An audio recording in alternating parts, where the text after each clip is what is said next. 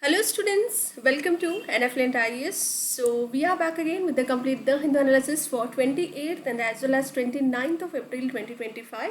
So yesterday I was busy somewhere outside, so couldn't able to do it. So we had covered the utmost important for your examination point of view.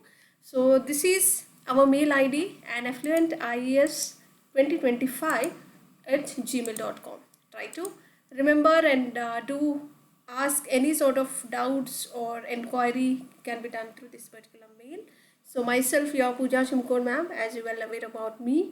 And now if you move on to very important article which speaks about Rafale M, which is a fighter jet. Recently it was in the news. India and France has finalized the agreement for 26 Rafale M's. Okay, so 26 number of Rafales we are bringing out from France. So that is how it was in the news. Finalized the agreement through this particular news article. Key highlights includes India and France has formally concluded an intergovernmental agreement. In short, we call that as IGA to procure all those 26 Rafale M fighter jets for the Indian Navy from Russia. So we are procuring it from Russia, the Rafale called as Rafale M fighter jets for our indigenous Indian Navy perspective. Very important for your exams. India and France finally or formally concluded through the intergovernmental agreement. So in order to procure for our indigenous Indian Navy, and deliveries are set to begin from mid 2028. So it is in the future days and likely to be completed by 2030. So the target to the complete of all these Rafale M's, procurement of all these 26 Rafale M fighter jets will be completed by 2030. And the IGA stands for Intergovernmental Agreement, which also includes transfer of technologies for the integration. So it will transfer the technologies for integrating our indigenous weapons. So we do have indigenously, we do have an indigenous weapon called as Astra, which is beyond visual range of air-to-air missile. So which will be this Astra indigenously done, the weapons called as Astra in India will be integrated in this particular missile called as Rafale M. Okay, try to remember. So this particular customization will be done with the help of Russia. So we are integrating Astra weapon in this particular Rafale M technology. Try to remember, very important. And Indian Navy currently operates two important aircraft carriers. One is called as INS Vikramaditya, which will be procured from Russia, already been procured from Russia. And second most important Indian Navy, which is currently operating, indigenously built. Our Indian people has built this INS Vikrant, and INS Vikramaditya has been procured from Russia. Try to remember, do not get confused. So ಇತ್ತೀಚೆಗೆ Rafale M ಬಗ್ಗೆ ಅಂದರೆ fighter jet ಅಂತ ಕರಿತೀವಿ ಇದನ್ನು, ಭಾರತ ಮತ್ತು France 26 Rafale ಜೆಟ್ಗಳನ್ನು ಅದರ ಒಪ್ಪಂದವನ್ನು ಅಂತಿಮಗೊಳಿಸಲಾಗಿದೆ.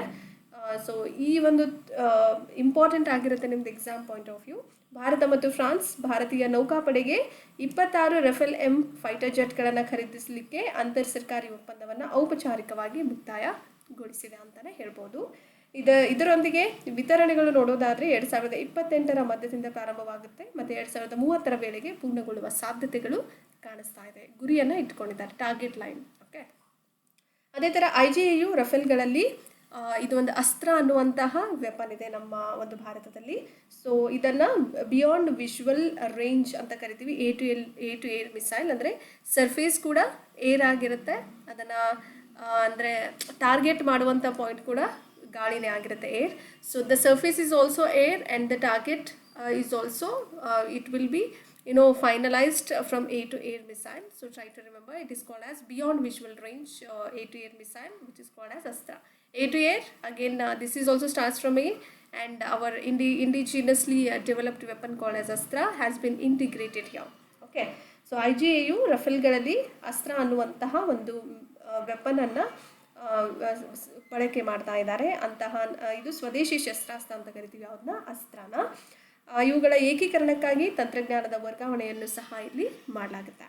ಅದೇ ಥರ ಭಾರತೀಯ ನೌಕಾಪಡೆಯು ಪ್ರಸ್ತುತವಾಗಿ 2 ವಿಮಾನವಾಹಕ ನೌಕೆಗಳನ್ನು ನಿರ್ವಹಿಸ್ತಾ ಇದೆ. ಒಂದು INS ವಿಕ್ರಮಾದಿತ್ಯ ರಷ್ಯಾದಿಂದ ಖರೀದಿಸಲಾಗಿದೆ, ಇನ್ನೊಂದು ಸ್ಥಳೀಯವಾದಂತಹ ಸ್ವದೇಶಿ ನಿರ್ಮಿತವಾದಂತಹ INS ವಿಕ್ರಾಂತ್ ಕೂಡ ಇನ್ನೊಂದು ಮುಖ್ಯವಾದಂತಹ ವಿಮಾನವಾಹಕ ನೌಕೆಗಳಾಗಿ ಕಾರ್ಯವನ್ನು ನಿರ್ವಹಿಸ್ತಾ ಇದ್ದಾವೆ. And if we move on to the next important article, speaks about IIP, stands for Index of Industrial Production, which will be calculated every month by National Statistical Office. Earlier, this particular calculation will be done by Central Statistical Office, but now it has been given to National Statistical Office. Try to remember. So current version is quite important, and till now it includes the base year to 2011 to 12. So 8 core sectors are quite important for your examination point of view, because it has been asked in your UPSC 2012, which comprises all these 8 core sectors will comprise the weightage of about 40.27%, approximately 40%, which will be included in this index called as Index of Industrial Production. And 8 core sector in industries are has been has been ordered, or the sequencing order would be like this. It will be in the decreasing order of their weightage. Based upon their weightage, it has been arranged. So first one, which has got a highest weightage, would be refinery products, is has a more weightage than electricity. Third important industry out of all those 8 core industries would be steel, and then followed by coal, crude oil, natural gas, cement and fertilizers. Try to remember, very important altogether. IIP ಕೈಗಾರಿಕಾ ಉತ್ಪಾದನೆ ಸೂಚ್ಯಂಕ ಅಂತ ಕರಿತೀವಿ, ಹೌದಲ್ವಾ? So ಇದ್ರ ಬಗ್ಗೆ ನೋಡೋದಾದರೆ, ಇದನ್ನು ರಾಷ್ಟ್ರೀಯ ಅಂಕಿ ಅಂಶ ಕಚೇರಿಯಿಂದ ಪ್ರತಿ ತಿಂಗಳು ಲೆಕ್ಕ ಹಾಕಲಾಗುತ್ತೆ, ಮತ್ತು 2011-12 ಮೂಲ ವರ್ಷವನ್ನು ಒಳಗೊಂಡಿರುವಂಥದ್ದು. ಇಲ್ಲಿವರೆಗೂ ಇನ್ನೂ 2011-12 ಒಂದು ಮೂಲ ವರ್ಷವಾಗಿ ತೆಗೆದುಕೊಳ್ಳಲಾಗುತ್ತೆ. ಅದೇ ಥರ IIP ಅಂತ ಬಂದಾಗ ಅಲ್ಲಿ 8 ಪ್ರಮುಖ ವಲಯಗಳ ಬಗ್ಗೆ ನಾವು ಮುಖ್ಯವಾಗಿ ಅಧ್ಯಯನ ಮಾಡುವಂತಹ ಒಂದು ಅವಶ್ಯಕತೆ ಇರುತ್ತೆ. ಯಾಕೆಂದರೆ UPSC 2012ರಲ್ಲಿ ಇದ್ರ ಬಗ್ಗೆ ಪ್ರಶ್ನೆಗಳನ್ನು ಕೇಳಲಾಗಿದೆ. IIPಯಲ್ಲಿ ಅಂದರೆ ಈ ಒಂದು ಕೈಗಾರಿಕಾ ಉತ್ಪಾದನೆ ಸೂಚ್ಯಂಕ ಅಲ್ಲಿ ಒಳಗೊಂಡಿರುವಂತಹ ವಸ್ತುಗಳ ತೂಕ 40% ಅಂದರೆ 40.27% ಒಳಗೊಂಡಿರುತ್ತೆ. ಅದೇ ಥರ 8 ಪ್ರಮುಖ ವಲಯದ ಕೈಗಾರಿಕೆಗಳು ತಮ್ಮ ತೂಕದ ಕ್ರಮದಲ್ಲಿ ಇಳಿಕೆಯ ಕ್ರಮ ನೋಡೋದಾದರೆ ಹೇಗೆ ಒಳಗೊಂಡಿರುತ್ತೆ ಅಂದರೆ, ಒಂದು ರಿಫೈನರಿ ಉತ್ಪನ್ನಗಳಾಗಿರ್ಬೋದು, ಮೊಟ್ಟ ಮೊದಲಿಗೆ. ಎರಡನೇ ತೂಕದಲ್ಲಿ ಅತಿ ಹೆಚ್ಚಾಗಿರುವಂಥದ್ದು ವಿದ್ಯುತ್ ಅಂತ ಕರಿಬೋದು. ಆಮೇಲೆ ಉಕ್ಕು, ಕಲ್ಲಿದ್ದಲು, ಕಚ್ಚಾ ತೈಲ, ನೈಸರ್ಗಿಕ ಅನಿಲ, ಸಿಮೆಂಟು, ರಸಗೊಬ್ಬರಗಳು ಇತ್ಯಾದಿಗಳು. ಸೊ ಇದು ಮುಖ್ಯ 8 ಪ್ರಮುಖ ವಲಯಗಳು ಹೇಗೆ ಅಂದರೆ ಇಳಿಕೆ ಕ್ರಮದಲ್ಲಿ ತಮ್ಮ ತೂಕವನ್ನು ಹೊಂದಿರುತ್ತೆ, ಯಾವ ಕ್ರಮದಲ್ಲಿದೆ ಅನ್ನೋದನ್ನ ಮುಖ್ಯವಾಗಿ ಅರ್ಥಕೊಳ್ಬೇಕು. ಡಿಕ್ರೀಸಿಂಗ್ ಆರ್ಡರ್ ಅಂದರೆ ಹೆಚ್ಚಿನಿಂದ ಕಡಿಮೆವರೆಗೂ, ಹೌದಲ್ವಾ? ಅಸೆಂಡಿಂಗ್ ಅಂದರೆ ಏರಿಕೆ ಕ್ರಮ, ಇದು ಇಳಿಕೆ ಕ್ರಮ. So try to remember. And if you move on to the next important article, coal sector all together. Okay, coal sector, if you speak about it, so ಕಲ್ಲಿದ್ದಲು ಬಗ್ಗೆ ತುಂಬ ಇಂಪಾರ್ಟೆಂಟ್. ಭಾರತದಲ್ಲಿರುವಂಥ ಕಲ್ಲಿದ್ದಲು ಬಗ್ಗೆ ನೋಡೋದಾದರೆ, this particular question has been asked even in the 2012 and as well as in 2019 recently. Coal sector was nationalized by our government of India under Indira Gandhi government in the year 1971 to 73. ಕಲ್ಲಿದ್ದಲು ಗಣಿಗಳು ವಿಶೇಷ ಇಲ್ಲಿ ಇಂದಿರಾ ಗಾಂಧಿ 1971-73 ಅವರ ಅಡಿಯಲ್ಲಿ ಭಾರತ ಸರ್ಕಾರವು ಕಲ್ಲಿದ್ದಲು ವಲಯವನ್ನು ರಾಷ್ಟ್ರೀಕರಣಗೊಳಿಸಿದೆ ಅಂತ ಹೇಳ್ಬೋದು. Coal Mine Special Provisions Act has been brought up in the year 2015, which has enabled the provisions for their allocation of coal mines by way of auction and their allotment for the sale of coal. Try to remember, the provisions has been brought up in the year 2015 called as Coal Mines Special Provisions Act for their allocation of the coal mines by way of their auction, based upon their auction and allotment for the sale of their coal is very important. ಕಲ್ಲಿದ್ದಲು ಗಣಿಗಳ ವಿಶೇಷ ನಿಬಂಧನೆಗಳು ಕಾಯ್ದೆ 2015ರಲ್ಲಿ ತರಲಾಯಿತು. ಕಲ್ಲಿದ್ದಲು ಗಣಿಗಳನ್ನು ಹರಾಜಿನ ಮೂಲಕ ಹಂಚಿಕೆ ಮತ್ತು ಕಲ್ಲಿದ್ದಲು ಮಾರಾಟಕ್ಕಾಗಿ ಹಂಚಿಕೆಗಾಗಿ ನಿಬಂಧನೆಗಳನ್ನು ಸಕ್ರಿಯಗೊಳಿಸುವಂತಹ ಕೆಲಸ ಈ ಕಾಯ್ದೆ ಮಾಡುತ್ತೆ. And most of the power plants in India are coal based. Most of the power plants in our country will be based upon the coal, and they are not able to get sufficient supplies of the coal from within the country itself. So they are not getting sufficient amount of supplies of the coal within our own country. So that is how it was in the news. Okay, ಭಾರತದಲ್ಲಿನ ಹೆಚ್ಚಿನ ವಿದ್ಯುತ್ ಸ್ಥಾವರಗಳು ಕಲ್ಲಿದ್ದಲು ಆಧಾರಿತವಾಗಿರುವುದರಿಂದ ಮತ್ತು ನಮ್ಮ ದೇಶದೊಳಗಿಂದ ಸಾಕಷ್ಟು ಕಲ್ಲಿದ್ದಲು ಪೂರೈಕೆಯನ್ನು ಪಡೆಯಲಿಕ್ಕೆ ಸಾಧ್ಯವಾಗ್ತಾ ಇಲ್ಲ ಅನ್ನುವಂತಹ ಕಾಳಜಿಯನ್ನು ವ್ಯಕ್ತಪಡಿಸಲಾಗಿದೆ. And 85% and 85% of the coking coal requirement of the domestic steel industry is presently being met through imports. So whatever the domestic steel industry requirement is there, no, for the coking oil, all this 85% of the coking oil requirement will be done through the imports only, because which is not good for the our country. Indigenously it is not good coking coal, so it will be imported from all the other country. 85% of the coking coal for our domestic steel industry would be imported. Try to remember, very important. ದೇಶೀಯ ಉಕ್ಕು ಉದ್ಯಮದ ಕೋಕಿಂಗ್ ಕೋಲ್ ಕಲ್ಲಿದ್ದಲಿನ 85% ಅಗತ್ಯತೆಯನ್ನು ಪ್ರಸ್ತುತ ಆಮದುಗಳ ಮೂಲಕ ಪೂರೈಸಲಾಗ್ತಾ ಇದೆ ಅಂತ ಹೇಳಲಾಗ್ತದೆ. You can see the image. ಕಲ್ಲಿದ್ದಲು ವಲಯ ಅಂತ ಕರಿತೀವಿ Indian coal sector or India's coal sector. SIPRI report, again important, the theme called as Trends in World Military Expenditure 2024. So SIPRI report, namely called as Trends in World Military Expenditure 2024. Why it was in the news? Recently, in the year 2024, last year, India's military expenditure grew up by 1.6%. It has gradually increased from 1.6% to $86.1 billion, and this is the 5th largest at the global level and was 9 times that of the Pakistan. Why they are comparing it with Pakistan? Because recently Pahalgam attack, that is terror attack, many of the defense sector and all these reports will be compensated or compared with the Pakistan in the upcoming few days. So try to bear with that, so do not worry about it. So okay, this is quite important. ಇತ್ತೀಚೆಗೆ 2024ರಲ್ಲಿ ಭಾರತದ military ವೆಚ್ಚವು 1.6%ದಿಂದ 86.1 ಶತಕೋಟಿಗೆ ಡಾಲರಷ್ಟು ಏರಿಕೆಯನ್ನು ಹೊಂದಿದೆ. ಇದು ಜಾಗತಿಕವಾಗಿ 5ನೇ ಅತಿ ದೊಡ್ಡ ಮಟ್ಟ ಅಂತ ಹೇಳ್ಬೋದು, 5ನೇ ಸ್ಥಾನದಲ್ಲಿದೆ ಅಂತ ಹೇಳ್ಬೋದು. ಮತ್ತು ಪಾಕಿಸ್ತಾನಕ್ಕಿಂತ 9 ಪಟ್ಟು ಹೆಚ್ಚಾಗಿದೆ ಅಂತಲೂ ಹೇಳಲಾಗ್ತಾ ಇದೆ. ಆ್ಯಂಡ್ ಸಿಪ್ರಿ ವರದಿ ಬಗ್ಗೆ ಹೇಳೋದಾದರೆ, ಆ ವರದಿ ಹೆಸರು ಏನಾಗಿರುತ್ತೆ, ವಿಶ್ವ ಮಿಲಿಟರಿ ವೆಚ್ಚದ ಪ್ರವೃತ್ತಿಗಳು 2024 ಅಂತ ಕರೆಯಲಾಗುತ್ತೆ, ಟ್ರೆಂಡ್ಸ್ ಅಂತ ಕರಿತೀವಿ, ಹೌದಲ್ವಾ? Try to remember. ಪ್ರಮುಖ ಮುಖ್ಯಾಂಶಗಳು ನೋಡೋದಾದರೆ, SIPRI stands for, and it is an acronym for Stockholm International Peace Research Institute, and SIPRI works for, or it has an aim, and it is an independent international institute and which will be dedicated to research into conflicts, armaments, arms control and disarmament. It is all with regards to arms. Okay, try to remember. So the top 5 most important military spenders includes the topmost countries: USA, United States of America, China, Russia. 4th would be Germany, and 5th at the global level, as we already discussed, 5th largest global. India became the 5th largest at the global level. So 5th important country in the military expenditure or the spenders would be India. And all these 5 most important countries accounted of about 60% at the global total. They'll expend more amount of military things. Okay, hope you can understand.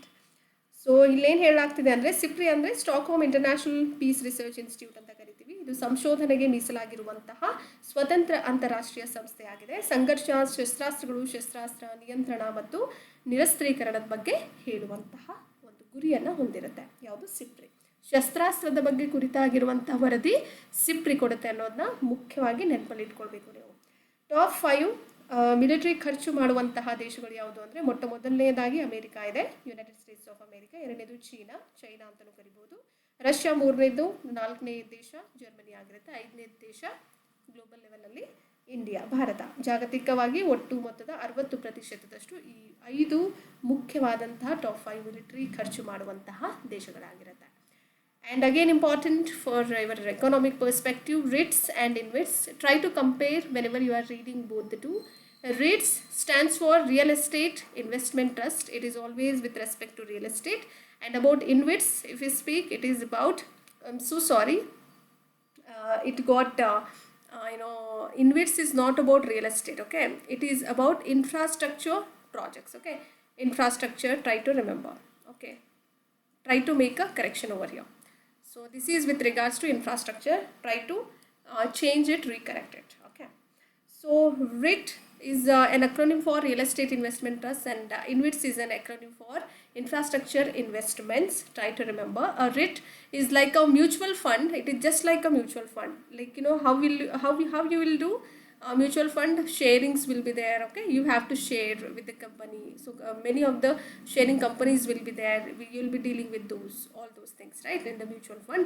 But instead of investing any sort of stocks, you have to invest in the real estate. REIT is all about investing in the real estate, just like your office buildings, malls, hotels, etc. Let us say example. So if you are a small investor, then you can put money into REIT. Okay, so that is with regards to your real estate investments. So, and you can earn a rental income or a profits. Okay, either you can earn a rental income or else a profits from the real estate itself, without actually buying any sort of a property. You are not buying any of the property, you are into real estate and you are earning rental income, or else you are earning a profit out of it. That is called as REITs. And about InvITs, so InvIT is exactly similar to REIT itself, but instead of real estate, it will invest in the infrastructural projects like highways, power lines, pipelines. All these are a best example. You can do remember both the terms are quite important for your exam point of view. Okay, writ ಮತ್ತು invite ಬಗ್ಗೆ ಹೇಳೋದಾದರೆ, writ ಅಂದರೆ real estate investment ಟ್ರಸ್ಟ್ಗಳ ಬಗ್ಗೆ ಹೇಳುತ್ತೆ. Writ ಒಂದು mutual fund ಅಂತ ಕೆಲಸ ಮಾಡುವಂಥದ್ದು. ಆದರೆ ಷೇರುಗಳಲ್ಲಿ ಹೂಡಿಕೆ ಮಾಡೋ ಬದಲು ಏನು ಮಾಡ್ತಾರೆ ಇಲ್ಲಿ ಅಂದರೆ, ಇದು ರಿಯಲ್ ಎಸ್ಟೇಟ್ನಲ್ಲಿ ಹೂಡಿಕೆ ಮಾಡುವಂಥದ್ದು. ಕಚೇರಿ ಕಟ್ಟಡಗಳಾಗಿರ್ಬೋದು, ಮಾಲ್ಸ್ಗಳಾಗಿರ್ಬೋದು, ಹೋಟೆಲ್ಗಳು ಇತ್ಯಾದಿಗಳು ಬರುವಂಥದ್ದು. ಇನ್ ಕೇಸ್ ನೀವು ಉದಾಹರಣೆಯಾಗಿ ನೋಡೋದಾದರೆ, ನೀವು ಸಣ್ಣ ಹೂಡಿಕೆದಾರರಾಗಿದ್ದರೆ ರಿಟ್ಗೆ ಹಣವನ್ನು ಹಾಕಬಹುದು. ಮತ್ತು ಆಸ್ತಿಯನ್ನು ಖರೀದಿಸದೆಯೇ ನೀವೇನು ಮಾಡ್ಬೋದು ಅಂದರೆ, ಬಾಡಿಗೆ ಆದಾಯ ಅಥವಾ ರಿಯಲ್ ಎಸ್ಟೇಟ್ನಿಂದ ಲಾಭವನ್ನು ಗಳಿಸತಕ್ಕದ್ದು. ಓಕೆ, ಅದು ರಿಟ್ ಆಗುತ್ತೆ. ಇನ್ವಿಟ್ಸ್ ಅಂದರೆ ಏನು? ಇನ್ವಿಟ್ಸ್ ಬಗ್ಗೆ ಹೇಳೋದಾದರೆ, ಇಲ್ಲಿ ಹೆಚ್ಚಾಗಿ ನೀವು ರಿಯಲ್ ಎಸ್ಟೇಟ್ ಬಗ್ಗೆ ಇರಲ್ಲ, ಇಲ್ಲಿ ಮೂಲ ಸೌಕರ್ಯ ಯೋಜನೆಗಳ ಬಗ್ಗೆ ಹೊಂದಿರುವಂಥದ್ದು. ಹೌದಲ್ವಾ? ಸೊ ಇಲ್ಲಿ ರಿಟ್ಟನ್ನು ಹೋಲುವಂಥದ್ದು ಯಾವುದು? ಇನ್ವಿಟ್. ಆದರೆ ಇಲ್ಲಿ ರಿಯಲ್ ಎಸ್ಟೇಟ್ ಬದಲಿಗೆ ಏನು ಮಾಡ್ತಾರೆ ಅಂದರೆ, ಹೂಡಿಕೆಗಳು ಎಲ್ಲಿ ಮಾಡಲಾಗುತ್ತೆ ಅಂದರೆ, ಮೂಲ ಸೌಕರ್ಯ ಯೋಜನೆಗಳಲ್ಲಿ ಹೂಡಿಕೆಯನ್ನು ಮಾಡುವಂಥದ್ದು. ಯಾವುದಾದ್ರು ಬರುತ್ತೆ ಅಲ್ಲಿ, ಹೆದ್ದಾರಿಗಳಾಗಿರ್ಬೋದು, ವಿದ್ಯುತ್ ಮಾರ್ಗಗಳಾಗಿರ್ಬೋದು, ಪೈಪ್ಲೈನ್ಗಳಾಗಿರ್ಬೋದು, ಮುಂತಾದವುಗಳಲ್ಲಿ ನೀವು ಇನ್ವೆಟ್ಸ್ಗಳನ್ನು ನೋಡ್ಬೋದು. You can see in the image as well.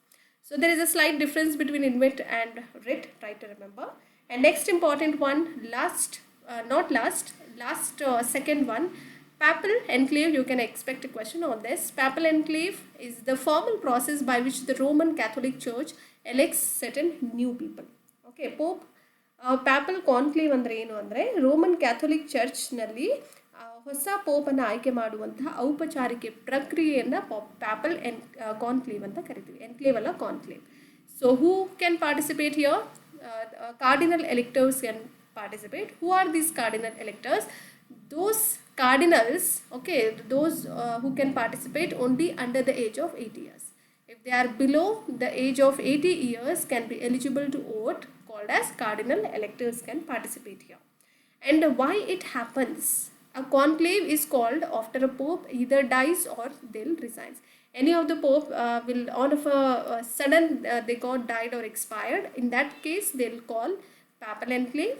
Okay, or else if any of the current pope can once they'll resign, then conclave will be called. Okay, then where it happens? It will happens in the Sistine Chapel in Vatican City. Try to remember. Secrecies: the cardinals are secluded. What is this secluded? Conclave, the word conclave has a meaning called as with a key, means they cannot communicate with the outside world. They are not supposed to communicate or do conversation with the outside world until a new pope will be elected. Okay, so voting process includes 2/3 majority is required to elect a new pope, and voting happens through the secret ballot itself. If no candidate receives enough votes, then ballot will be burned with a special chemical. Ballot will be burned with using certain special chemicals to produce the black smoke, which means if the black smoke comes out of it, then it signals no decision. There is no successful election. Okay, when a pope is elected, if the pope got elected, then white smoke appears, which announces a successful election, which indicates rather a successful election. Announcement. How do they announce once they'll have a new pope? The new pope will be introduced to the public with the word called as Habemus Papam. Habemus Papam, which has a meaning, we have a pope. We have got a new pope. Okay, it has a meaning, beautiful meaning.